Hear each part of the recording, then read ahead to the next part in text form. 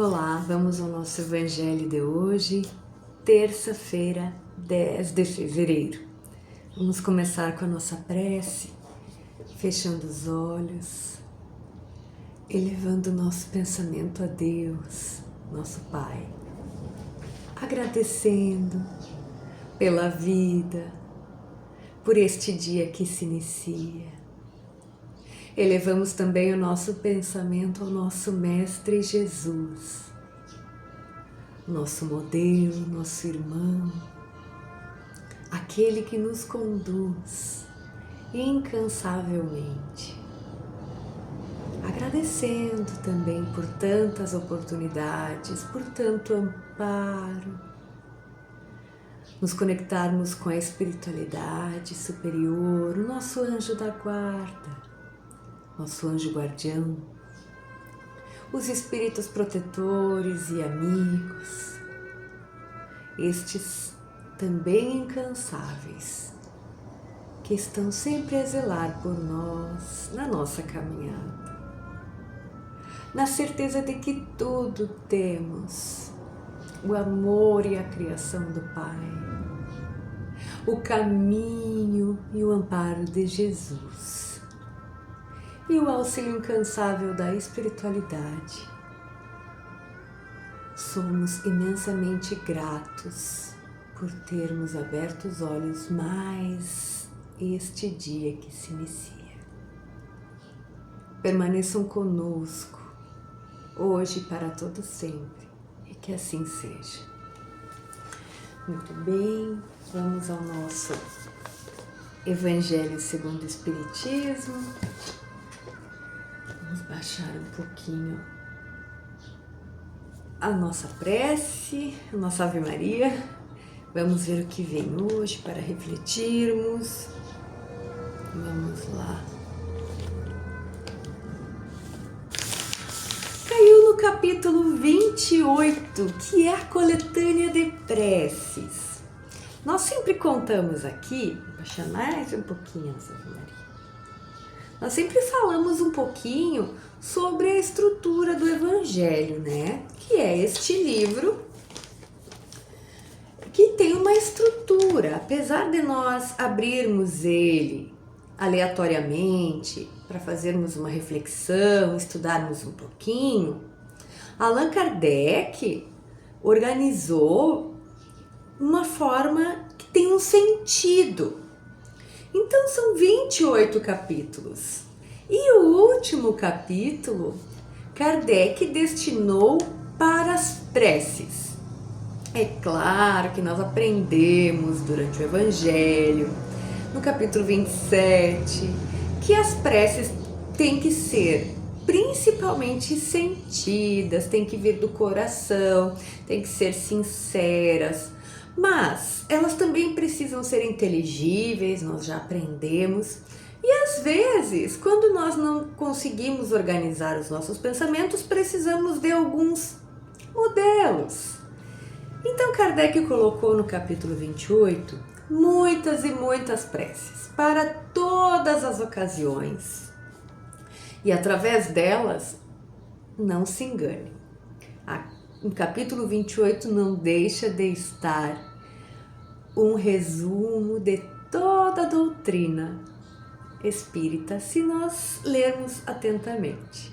Então hoje veio para nós capítulo 28, item 54, ou prece 54, que está dentro de qual assunto? Vamos ver. Está dentro do assunto 3, que é a prece pelos encarnados. Então, é uma prece que é para ser dita pelos pais. Então vamos ver, vamos ler. Espírito que está encarnado no corpo de nosso Filho, seja bem-vindo entre nós. Agradecemos a Deus Todo-Poderoso pela bênção que nos concedeu. Nós recebemos como um bem valioso que nos foi confiado e do qual teremos que prestar contas um dia. Se ele pertence à nova geração de bons espíritos que devem povoar a terra, obrigado, meu Deus, por mais esta graça. Se for um espírito imperfeito, nosso dever é ajudá-lo no caminho do bem, com nossos conselhos e com nossos bons exemplos. Se cair no mal, por nossa culpa, responderemos diante do Senhor por não termos cumprido nossa missão para com Ele. Bom Deus, ajuda-nos em nossa tarefa, dando-nos a força e a vontade para cumpri-la. Se este espírito deve ser motivo de provas para nós, que seja feita a sua vontade. Bons espíritos que vieram ajudá-lo em seu nascimento e que devem acompanhá-lo durante a vida, não o abandonem. Afastem dele os maus espíritos que tentarão levá-lo a praticar o mal.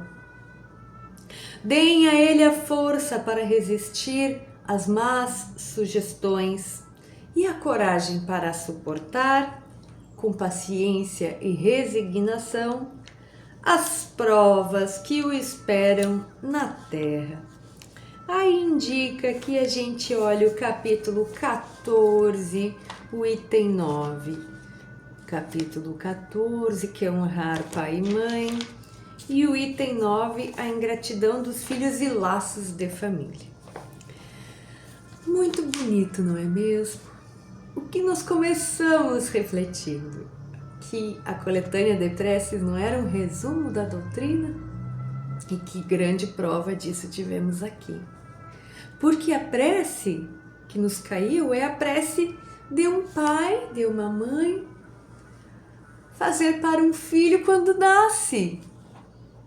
E olha só o quanto nós aprendemos numa prece. Primeiro ensinamento que nós podemos tirar, que a prece é vida, é a vida real. Não é um recitado automático, muito menos palavras bonitas. Preces são a vida. E aqui, nesse momento em que os pais estão recebendo um filho, pais que têm esse entendimento, que ele começa dizendo: espírito que está encarnado no corpo do nosso filho, seja bem-vindo. E isso, às vezes, para nós pais é difícil, porque nós encaramos filhos antes de chegar como um bem que estamos adquirindo, um luxo, se são planejados. Enchemos de questões, não é mesmo? Será nosso, como se nós tivéssemos ali uma propriedade sobre aquele ser que vai chegar, que uma responsabilidade, né? Que vai além, depois nós vamos entender. Nós achamos que temos uma responsabilidade além do que realmente temos. Mas sim, temos responsabilidade e o texto nos fala isso. Mas uma coisa que é difícil para nós, pais, entendermos, é que são irmãos. Antes de serem nossos filhos, serão nossos filhos nesta reencarnação, aquele espírito é um irmão, igual a nós. Pode ser que seja moralmente superior, como fala aqui, pode ser que seja inferior, mas a grande probabilidade é que esteja muito parecido com nós em nível moral. Mas é um irmão. E sabem, irmãos, isso pode nos livrar de sermos rudes, de sermos injustos, porque às vezes na ânsia de querermos o melhor para os nossos filhos, que eles sejam os melhores, que eles sejam perfeitos, podemos ser maldosos e injustos, exigindo deles mais do que eles podem oferecer. Ou quando eles erram, nós os criticamos de forma exagerada, Mas quando a gente para por algum instante e olha, este ser antes de ser meu filho é um irmão. Isso vai impedir que a gente fale palavras rudes demais, que a gente erre nos nossos julgamentos. Esse é um ponto muito importante. E outro ponto tão importante quanto é a responsabilidade que temos de cuidarmos materialmente, mas especialmente de sermos exemplo. Sermos bons pais e moralmente sermos exemplo para estes espíritos, porque se eles foram confiados a nós para que aprendamos juntos e nessa questão de estarmos mais velhos, nós temos esse compromisso com o Pai, conosco e com esse irmão que veio como nosso filho amado e querido. É muito bonito quando a gente entende a maternidade e a paternidade, a gente com esse olhar muda tudo na nossa relação com os nossos filhos e especialmente com os nossos pais. Que nós consigamos refletir, internalizar, colocar em prática com os nossos filhos e com os nossos pais, estejam eles encarnados ou desencarnados. Porque sim, essa prece nós podemos fazer em ambos os casos. Claro que aqui está na seção para os encarnados. Mas como sabemos que a vida continua, podemos e devemos pedir pelos nossos filhos e nossos pais todo o tempo. Vamos a uma pergunta do Livro dos Espíritos. Vamos ver o que nos vem hoje. Livro dos Espíritos. Pergunta 43. Formação dos seres vivos. Quando a Terra começou a ser povoada? Esta foi a pergunta de Kardec aos espíritos. E eles vão responder: no começo, tudo era o caos. Os elementos estavam desordenados. Pouco a pouco, as coisas foram tomando seus lugares. Apareceram então os primeiros seres vivos, adequados à condição do planeta. Bom, então os espíritos não responderam exatamente quando começou nesta pergunta, porque aqui é um assunto que se inicia do capítulo 3, que é sobre a criação.